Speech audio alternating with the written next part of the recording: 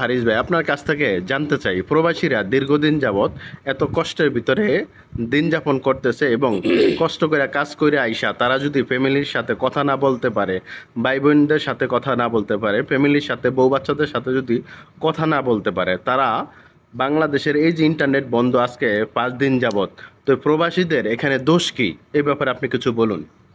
আসলে প্রবাসীরা তো ব্যর্থ ব্যর্থ জীবনে তারা প্রবাসে থাকে।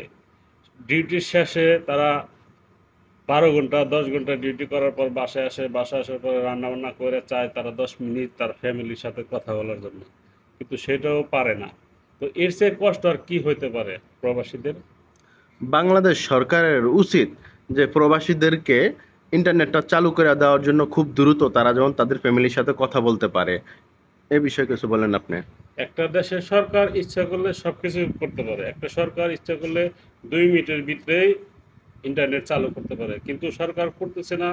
জানি না তার ভিতরে কি। আমার মনে হয় এই ব্যাপারে সরকারের হাত আছে।